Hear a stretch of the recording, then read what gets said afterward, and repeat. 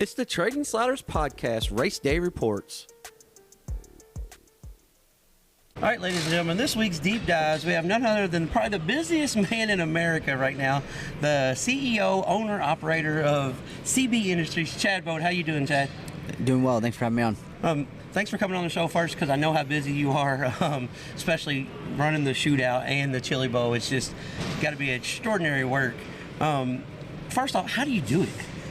Yeah, it's a lot of hours and a lot of organizing, and I think the biggest thing is being organized and knowing what we have to get done. And we started planning for shootout. Bringing 15 cars. It is a big undertaking, but we started planning for it in August. Made sure we had all our ducks in a row, all our chassis at the shop early enough, and then going to the West Coast, we knew we needed to be a certain ways along with the micro stuff so when we got back we could focus on the midgets. But it's definitely been a lot of work. My guys have been working nonstop and been doing a great job, and definitely appreciate them and couldn't do it without them. So see how the rest of the week goes. Yet last night we we showed a little bit of speed, and just hopefully we can continue to build on that, get the cars a little bit better, and then be there come Saturday.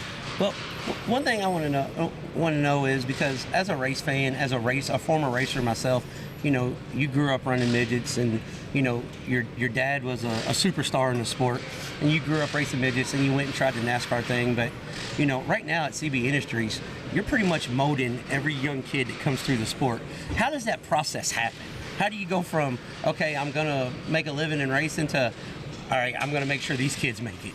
Yeah, it's it's unique, right? And I think everyone has their own story, and just the way things evolve and fold out. So been lucky enough to work with a lot of young drivers, help them continue to grow and become better drivers, and that's been a lot of fun for me. I get a lot of enjoyment, even more enjoyment than I did driving, seeing, helping someone be successful, whether that's a Levi Ballard or Braxton Flatt in a junior sprint and restricted car, or helping Dason Pursley get a USAC National Midget Championship this year. So we couldn't do it without great partners, NOS Energy Drink, Pristine Auction, Avanti, Mobile One, TRD, everyone that makes it possible, and then obviously having good drivers and really good crew help has been very valuable. And we just kind of try to develop each kid as they come along, and try to make them better once they leave here. See, I'm a former basketball coach, so I know about developing kids, and I see the work that you guys put in. And it's not that, just like you're talking about Dason and being on the national scale, but you guys are at Millbridge every week. You're at a different micro track every week. Like, how physically demanding is it on your end? Because you have a family, you have kids. I mean, how hard is it to juggle, okay, do I invest in these and the other people's kids, or, do I need to stay home with my kids this week? Yeah, it's definitely a balancing act, and, something I go back and forth with for sure, right? But, I have a, very understanding wife, and, now that the girls are getting a little bit older, hopefully they'll be able to travel with me a little bit more, come next year. So, yeah, it's definitely a balancing act, but, fortunately, I'm able to fly to all the races, so I get a little bit more time at home. I'm back home right after the races, which, kind of comes back to, I have a really good group of guys that make it a little bit more feasible for me to do everything that we're doing. But we try to take it one race at a time, and this week we're focused on the Chili Bowl and, trying to get that golden drill. Well, here's what I was thinking, just off the top of my head. Do you think you were at over 100 races last year, wasn't you?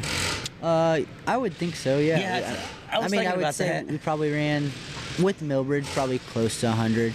We ran like 26 midget races, I think. Yep. Maybe a little bit more, probably around 40 micro races, and then probably 20 something at Millbridge. So just shy of 100. Yeah, that's a long time on the road. The most I ever did in 1 year was 127, and I didn't even know how I did it then. I was gone all the time, and I was working a regular full-time job at the time, and I'm like, I don't understand how you guys do it now, because the travel is such extensive. Back when I was growing up, it's simple. Indiana raced 4 nights a week. You just had an hour drive. Now you guys are going all the way across the country. How physically demanding is it? Because it's not like you're sitting at home and, okay, we're going to go run this week. I mean, your schedule's pretty much, month or two in advance. You already know where you're going. How tough is it? Yeah, it's it's definitely a lot. And, like I said, I'm very fortunate that I get to fly to the races. but my guys are they're nonstop, hardest working guys in the pit. So definitely the travel is a lot harder on them. Being based in North Carolina, we have a lot of positives. Mill Ridge Speedway, everything that is available to us because of how much racing industry is down there with the NASCAR and IMSA, and there's tons of different motorsports forms down there. So we have a lot of capabilities down there, but the one negative is the travel. KKM is coming out of Columbus, right? So most of their drives to the Midwest are a lot easier. So the driving is a lot, but it's just part of kind of what we've grown to know. And you accept it and you plan, and the biggest thing is trying to stay organized and be organized so that you can make your life a little bit easier. See, I grew up, loving the Thursday Night Thunder deal, and I was a huge fan of your dad's. How cool is it to grow up to see your dad on TV every other week? I mean, that's got to be a pretty neat feeling, isn't it? Yeah, absolutely. Obviously my dad, won a lot of big races in the sport, was able to accomplish a lot.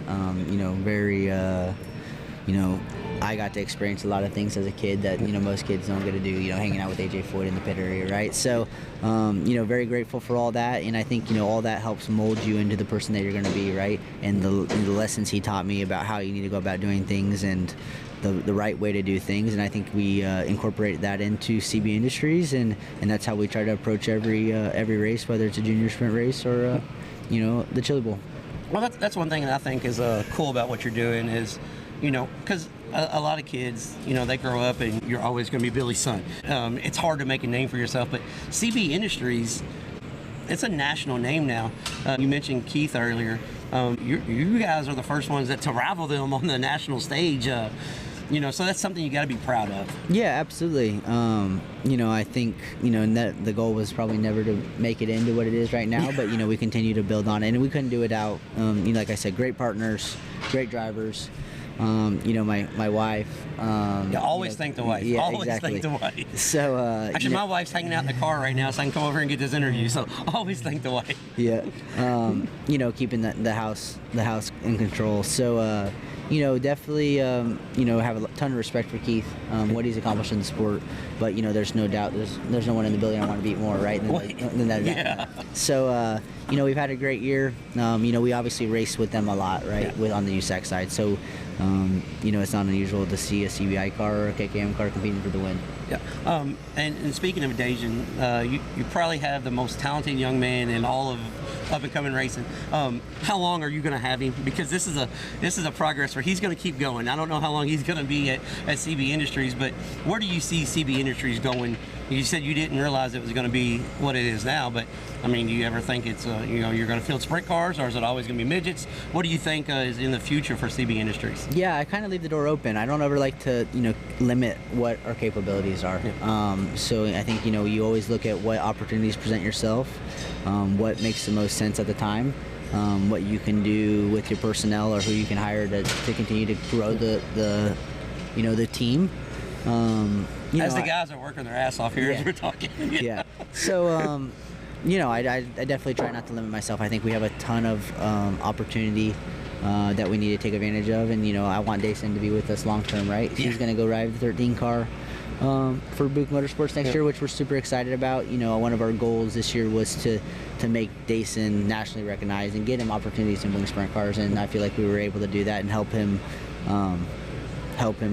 continue up the racing ladder, which is what our goal is for any of the drivers.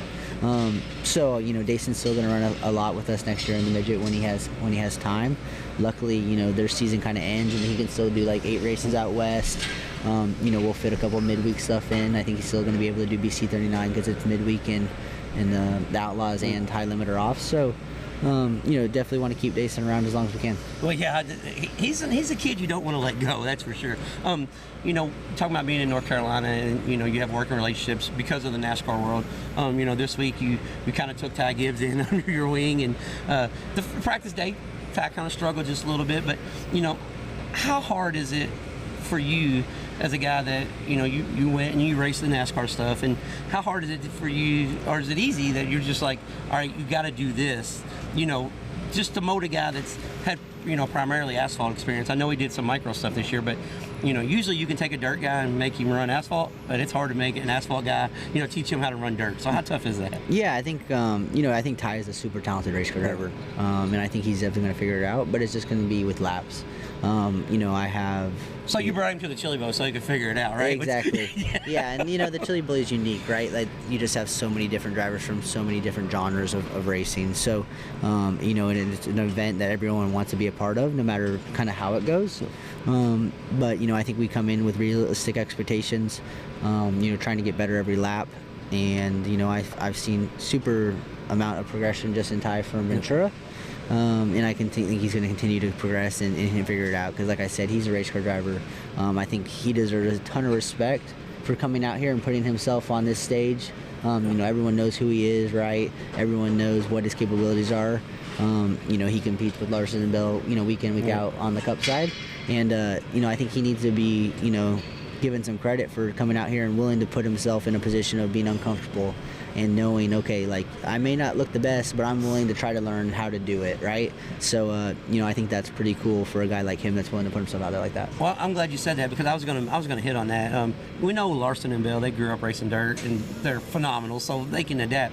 But like Gibbs and even with Kyle Busch, like you're putting yourself in a position where let's be honest, success is going to be really hard to reach right there. So, it says a lot about their characters because that kind of gets a bad rap on national stage.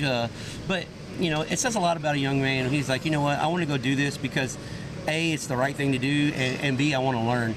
A lot of kids, especially in his situation, wouldn't be like, yeah, we're going to go learn. Mad props from me because like I said, I know how hard it is. I've done it. Not on, it was the stock car world, I didn't do the midgets or anything, but I know how hard it is to compete. And for a guy that all he can do is take criticism, I think it's great that he's coming out here and you guys are, the realistic of it. It's not, hey, we're here, we're going to win. Let's make it happen. Yeah, we have goals, and it's a different goal than some other drivers. Yeah.